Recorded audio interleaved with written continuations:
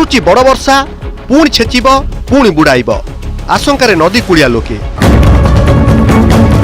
आसंता 24 घंटे राज्यर अति प्रबल वर्षा नहीं पूर्वानुमान करिछि पाणीपाग विज्ञान विभाग एने ओडिशा को रेड वार्निंग जारी करा जाइछि। राज्यर विभिन्न स्थान में प्रबल अति प्रबल वर्षा होई पारे किछि किछि स्थान में अति प्रबल वर्षा संभावना रही।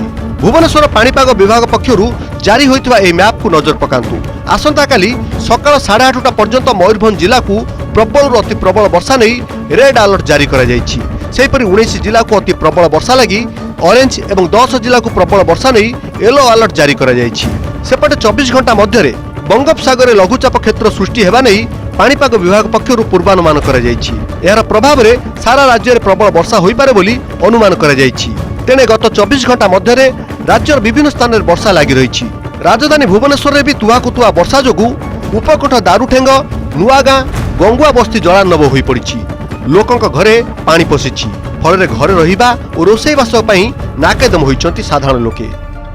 आसंता 24 घंटा मध्य गांगेय पश्चिम बंग और संलग्न उत्तर पश्चिम बंगोपसागर उपकूलवर्ती अंचल में गोटे लघुचाप क्षेत्र सृष्टि होगार संभावना रही जहाँफल आगामी 2 दिन पर्यंत ओडिशा रे अधिकांश स्थान में हल्का मध्यम वर्षा सहित प्रबल अति प्रबल वर्षा संभावना रही। पिला स्कूल बंद 4 मास जदि 4 मास मसे जापर स्कूल आउ 3 मास बंद ये पानी आम पिला कौट पठेबू स्कूल पिला माने पाठ पढ़ी पारना ट्यूशन जाई पारना पिले एतरे साप बेंग बहुत प्रकार जीव जंतु अच्छा आम एतर कौन पिला जीवन विपद पकड़ पठेबू कि एने वर्षा और बन्यार उबुटुबु होई एजाए अधिकांश विपन्न घर को फेरी नथिबा बेले पुणी फुलिछि नदी।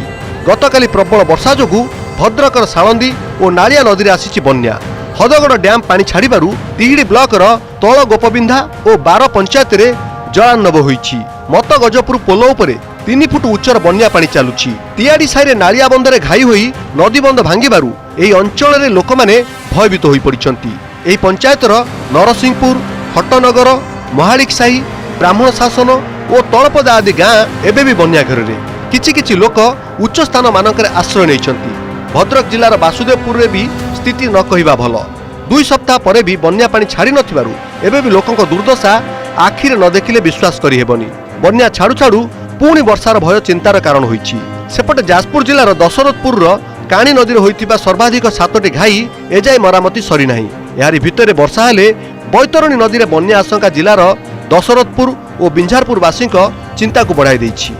पानी घर लोक मैंने अच्छा भयभीत अवस्था अच्छा तलगो बिंदा ग्राम पंचायत विशेष कर 5-6टा गाँ प्रबल पानी घर अच्छी पानी पूरा प्रबल बढ़ी चलती। बर्तमान आम सका गोटे चिन्ह देलु जी पानी था बढ़ी चलती तेणु आम रिक्वेस्ट करूँ माननीय मंत्री को जमी साळंदी बंध देते डीपीआर प्रस्तुत कर नालियार सेमती एक डीपीआर प्रस्तुत कर बंध हाइट करा जाए ताले निश्चित भाव पानी घर उद्धार पाई परिबे। चाष तोला पकईथुनु चलीला सब आ पनीपरिया करथुनु से भलिया चलीला आ कोन करमु घर द्वार से भलिया आ गुरुआई हैरान होजनी हम केमिति चलिमु केमिति रहिमु।